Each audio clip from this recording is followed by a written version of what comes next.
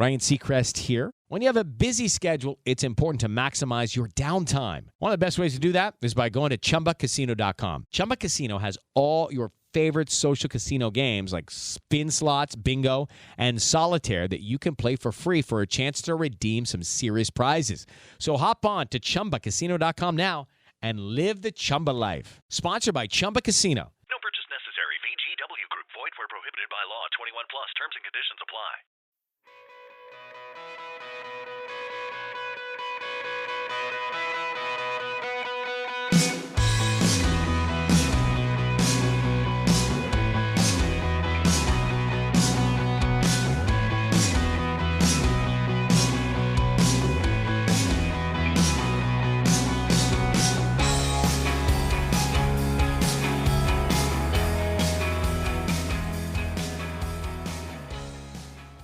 Hello and welcome to the 33rd episode of the Extreme Sports Performance Podcast.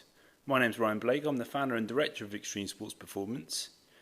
In this episode I'm speaking to Jen Carter.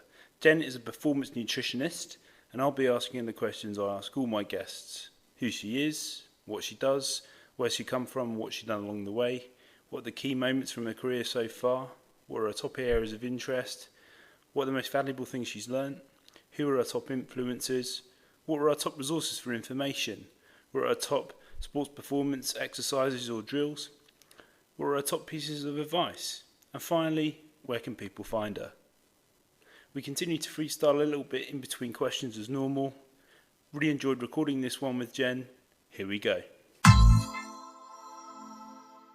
Hi Jen, welcome to the Extreme Sports Performance Podcast. Thanks for coming on the show today. Hi Ryan, thanks for having me, much appreciated. So would you mind starting off by telling everybody who you are and what you do? Sure, so my name's Jenny Carter. I am a performance nutritionist, a few different roles going on at the moment, but predominantly that's kind of my background. So I've been a performance nutritionist now for about 10 years, just over 10 years. So currently working in professional football and also a university lecturer at Birmingham City University and then also completing a PhD. If you probably can't tell from the accent as well, I'm from the Birmingham area, unfortunately. Fantastic. So would you mind just giving us a little bit of a brief history lesson in where you kind of came from and what you've done along the journey in your career to where you are now? Yeah, sure. So I did my undergraduate at Sheffield Hallam University in nutrition. I went on then to do in between that, once I finished and graduated, I got a job at the NHS, working as a nutritionist in weight management in the community.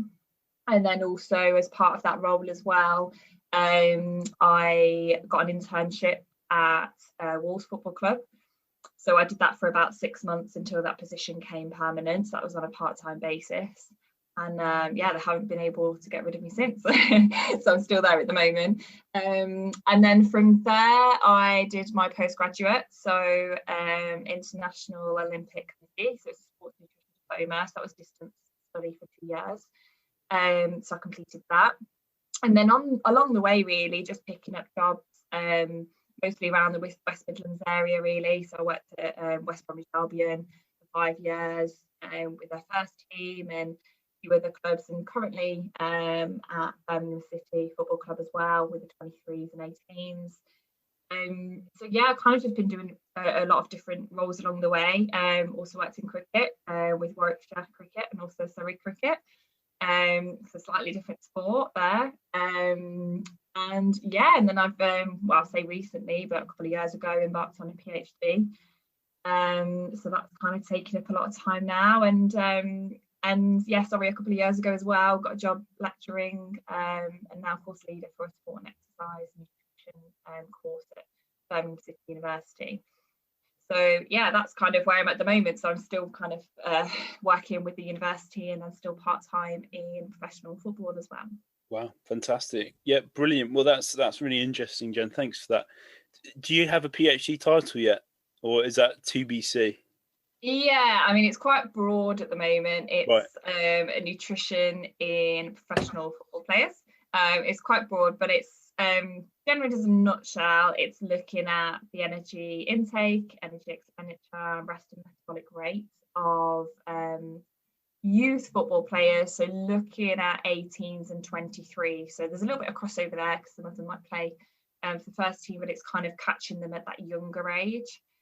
Because there's not really been much research done in that, and also looking at the barriers and enablers for athletes, really, and particularly obviously professional football players, to see what they find, easier or harder to actually implement that nutrition.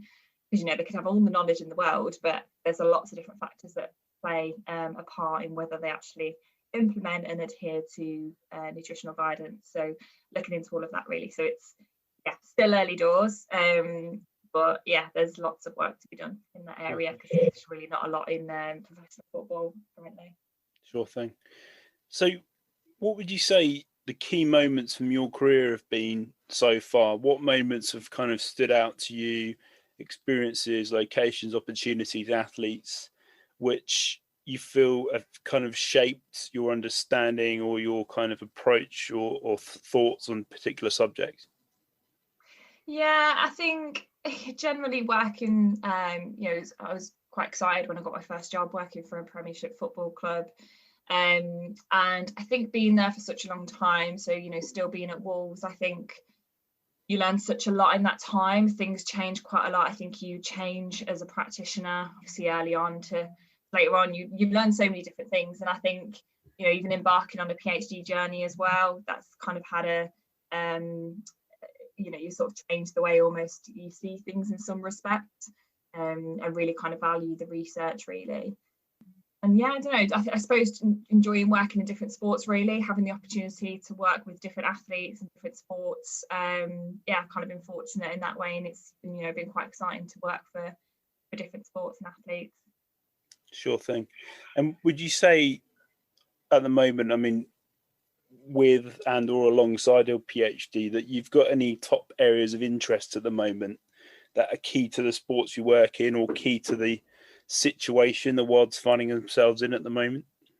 Yeah, definitely. I think a big part for me is actually understanding how, say for example, there's still a lot of knowledge to be found in terms of sports nutrition and athletes, but how athletes actually implement that knowledge, I think, is really interesting. So looking at different nutritional interventions, like you said, things have changed quite a lot with with COVID and the way things we're doing different things now. There's some things in my practice that I'd absolutely keep. So usually, I do some cooking workshops with the players at the training venue. But now I've been getting them, doing it via video call at home, and it works so much better because they're in their own kitchens and know where everything is. A lot easier and more practical, easier for them to replicate if they was to do it again. So there's certain things like that I've said I definitely continue doing that sort of thing online. And even the way sport is as well, it's quite difficult to sometimes catch, especially with professional football. They're so busy with the training and got various different things going on. It can be difficult to actually get them to sit down for a nutrition chat. So actually doing video calls just on WhatsApp of an evening when they're chilling out a little bit more and they're not as busy, that's worked really well as well because it's not as rushed. Probably going off topic a little bit there, Ryan, sorry. No problem at all. That's what this is all about. You can go as off topic as you want. And I've also noticed a similar pattern. I mean, I work with two different types of clients. Obviously, I work with sports performance athletes and also more executive kind of athletes from a health, wellness and lifestyle point of view. And trying to make things as applicable to them as possible that I suppose reflect their daily routines or their normal life. Yeah. You get a lot more buy-in with that. And I think that they really can absorb information better when it's applied as similarly to their daily routine or their normal life. I think when people get put out of routine or have to do things at different times or in different places where they're not used to, it can throw things on its head a bit. Does that make sense? Definitely. No, I absolutely agree. And I think, even like advice that you give to athletes has to be so practical for them, because you can design a nutrition plan, for example, and if they're not training at those specific times, or it's just not practical for them to eat at that time, or those specific foods, that all plays a big part as well. So them actually being able to do it, I think, as a nutritionist, and I think even athletes themselves, they could have all the knowledge in the world, but if they don't know how to apply it, then it's pretty useless. I've seen in my time, I guess, like even PhD students coming into sport for the very first time, and they've got so much knowledge, but they really struggle applying it, and that's kind of where that barrier is then, because that's great, everyone's got all that knowledge, but if they can't apply it and actually change a player's behaviours, for example, then I guess it's no good to anyone really. So translating that science into practice is the most important thing, really. Experience creates expertise, doesn't it? Absolutely. It's key, especially in an applied sports performance setting. Yeah. These guys and girls, these people are professionals. They just want to be able to get on with what they're there to do. And it sometimes can be a bit resistant when there's not as much fluidity in that process. I've made that mistake myself many a times, and you just get better at it with practice. Yeah. So what would you say if you had to think of some key things that you've learned that have been really valuable to you throughout your career? It is Ryan Seacrest here. There was a recent social media trend which consisted of flying on a plane with no music, no movies, no entertainment. But a better trend would be going to ChumbaCasino.com. It's like having a mini social casino in your pocket. Chumba Casino has over 100 online casino-style games, all absolutely free. It's the most fun you can have online and on a plane. So grab your free welcome bonus now at ChumbaCasino.com. Sponsored by Chumba Casino. No purchase necessary. VGW Group. Void where prohibited by law. 21 plus. Terms and conditions apply. Possibly related to what we've just been talking about. What comes to the forefront of your mind? I'd say that we probably just touched on a few things there, but also I think building good, positive relationships with the people that you work with, so the athletes themselves, that goes so far. Because if you haven't got that relationship, they're not as open to working with you. And I think just talking to them on the level that's not always just nutrition, like from my point of view, being a nutritionist, if I'm just always talking to them about nutrition, they'll think that that's all that I talk about. So finding something over like personal interest, maybe some things that you've got in common that you can chat to them about. I think that helps open up and helps them trust you as well quite a lot. And I think again, I see that a lot in practice, that people don't have those relationships and then they wonder why things aren't changing and things like that. So I do think that's so important. And I think as well with staff, like the staff that I work with, I think having good relationships with them goes really, really well as well. Yeah. Because if you're just having informal chats here and there, even if it's, at the moment with COVID, it's a bit more tricky, but even if it's just by WhatsApp or the odd phone call or voice note, things like that, if you're constantly keeping in contact, you pick up little things. You might find out a player's injured that you wouldn't necessarily have known otherwise. And it's part of a multidisciplinary team really. But yeah, I think that goes a long way really in terms of relationships with both athletes and staff. And I think just showing you care as well. I think when athletes know that you care, that goes a hell of a long way as well. We're in the people business, aren't we? Whether it's sports performance or not, I think you've got to have that deep underlying connection and ability to communicate effectively to everyone in the environment you're in. Otherwise, it's just nothing is going to really stick. And as you said, people don't care about how much you know until they know about how much you care. I couldn't agree more. And again, I've made that mistake myself many times, but it's something that you get better at with experience and practice. Definitely. And, COVID's presented us quite a few hurdles, and I've noticed that it's been much easier to get on with things with the athletes I've been regularly in contact with by different forms of media, versus the people I haven't had the opportunity with or not really spoken to, and things have moved at a slower process just because of that familiarity and I suppose normality as well. So who would you say, Jen, has influenced you across your career? Yeah, it's a hard question really. I don't really know, I wouldn't say there's like any specific person. I think generally experts within the field, and again, I won't particularly name people as such, but definitely experts in the field who are, I guess, experts in what they do. We have something called the Sport and Exercise Nutrition Register, SCNR, and that's definitely places where I kind of like look for evidence-based advice and resources and things like that.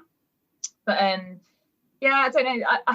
I think it's been various people along the way, people who have kind of helped me in terms of being in a more senior position, but they've moved on, and then I guess I stepped up a little bit and helped guide it a little bit. But to be honest, I'd say with nutrition, it's a lot of it is you're just thrown in at the deep end, to be honest.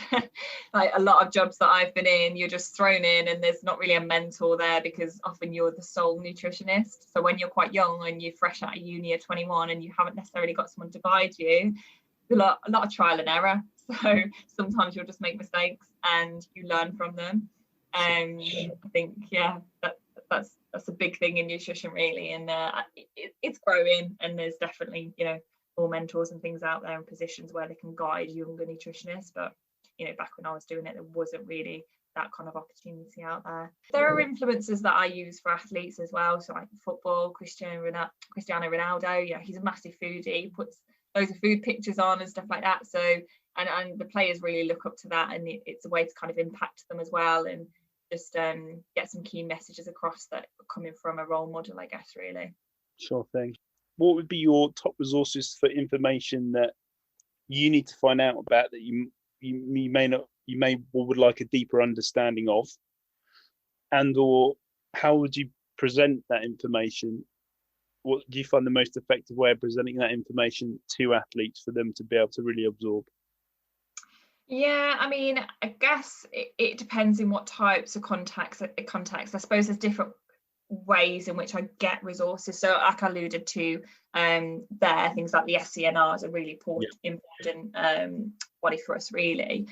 But then certainly things like research articles, and that's that's where the skill then really comes in, and translating that over to the athlete. So you might read a research article on a particular supplement or a new strategy, and then the idea is to then translate that into practical advice for the athlete. So it's completely different, the paper, to what actually that looks like in terms of translation, making it as easy as possible for them, as understandable as possible. And I think probably a lot of people who I work with as well, so for example football coaches, S&C coach, I learn a lot from the club chef, different things that come in there regarding his expertise. And I guess the people that I work with, I learn a lot. I like to understand what's going on, even things like physio, psychology. Psychology is a massive thing in nutrition, so I find all that really interesting in terms of behaviour change. There's, really important stuff there. But I guess that's my main ones, really. Okay, that makes sense. I love those answers. Brilliant. Could you give us an example of the top exercises or drills that you might use with a footballer when you first meet them, just to maybe find out more information about their strengths or their weaknesses? I mean, to be honest, especially the first time that I might meet an athlete, I'd have an informal conversation with them. So I found from previous experience, sitting in an office, quite a, I guess, formal environment doesn't go down that well. Just seeing them around the training ground, having a chat to them when they're coming in from training, or best part as well, I guess, for me being a nutritionist, is sitting upstairs with them when they're grabbing their food. So they go up to the food counter, and I'll have a little sit and chat with them about certain things, and that's where a lot of information comes out, rather than make it quite formal. I think there's always a fear that you might tell the coaches around certain practices that they're doing, so it's a bit more I think trust when they know you're on that kind of level. But in terms of like tools and stuff that I would do, informal chats are a big one for me. Obviously things like nutrition plans to help with adherence.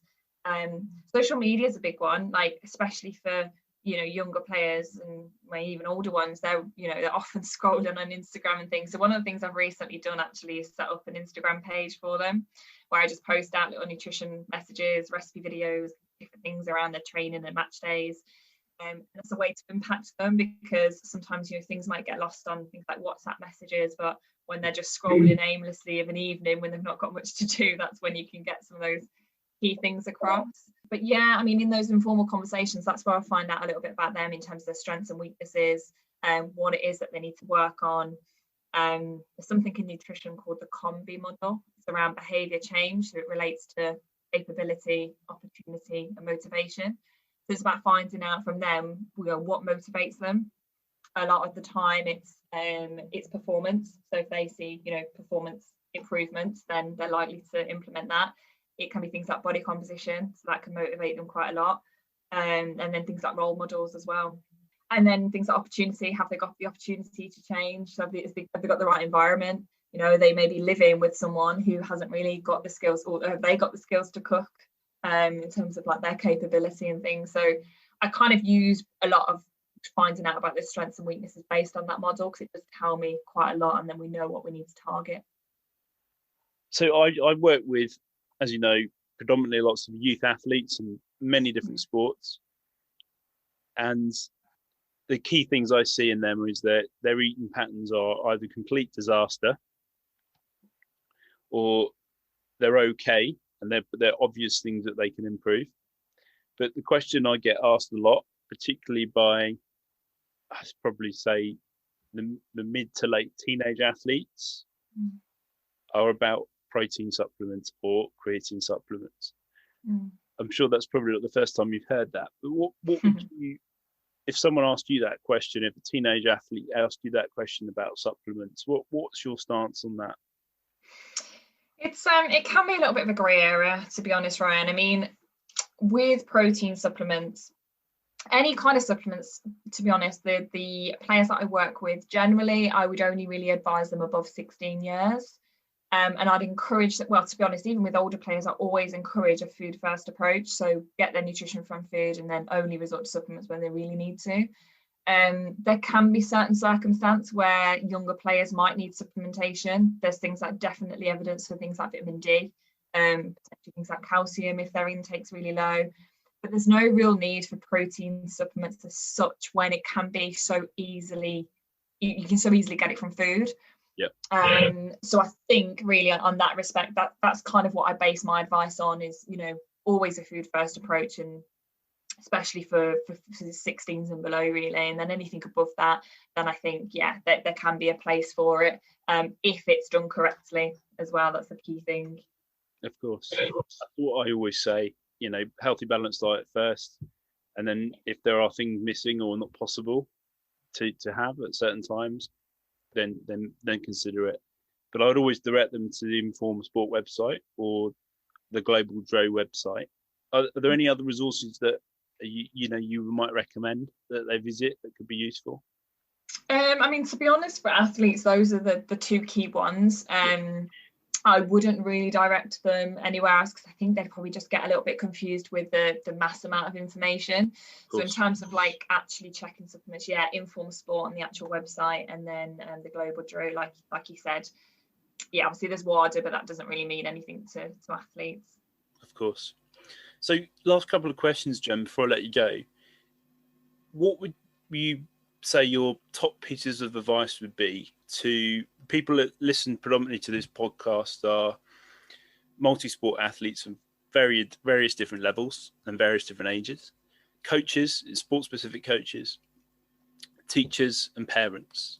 What would you say? I mean, it's hard to generalize, I know, but if you had to give some advice to that cohort of listeners, where would you start? Maybe some simple points, takeaways for them.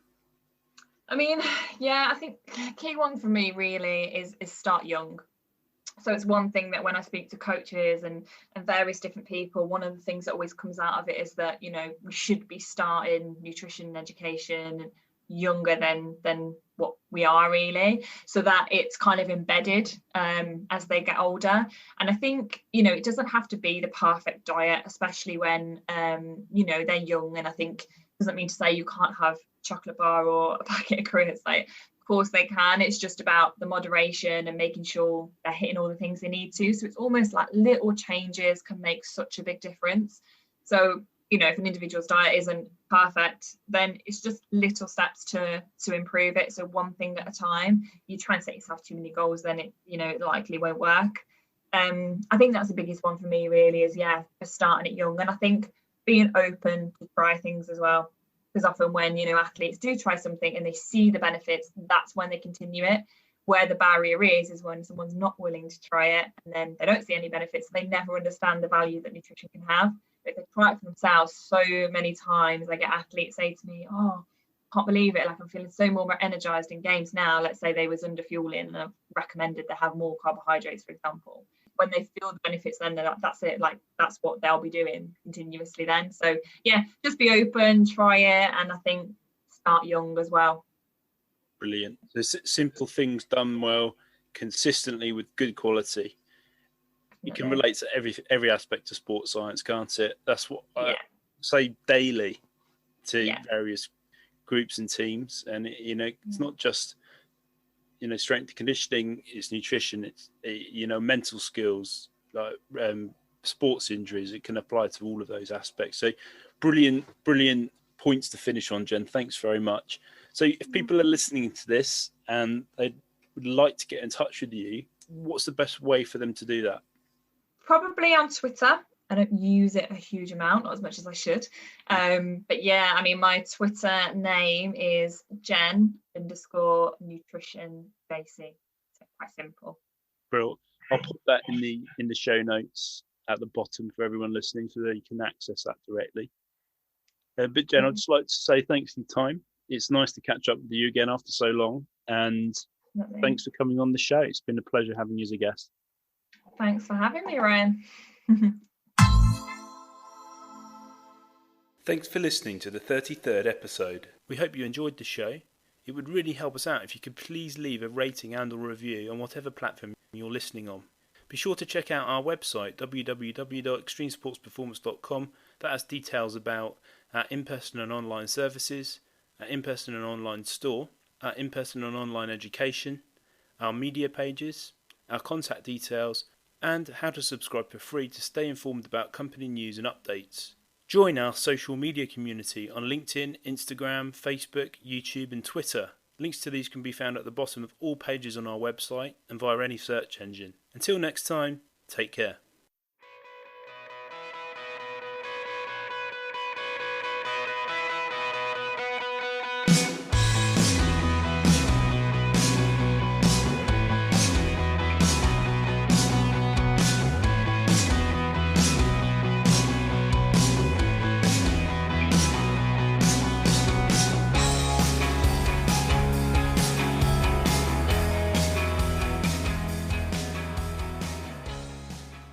Hello, it is Ryan, and I was on a flight the other day playing one of my favorite social spin slot games on ChumbaCasino.com. I looked over at the person sitting next to me, and you know what they were doing? They were also playing Chumba Casino. Coincidence? I think not. Everybody's loving having fun with it. Chumba Casino is home to hundreds of casino-style games that you can play for free anytime, anywhere, even at 30,000 feet. So sign up now at ChumbaCasino.com to claim your free welcome bonus. That's ChumbaCasino.com and live the Chumba life. No purchase necessary. VGW Group. Void where prohibited by law. See terms and conditions. 18+.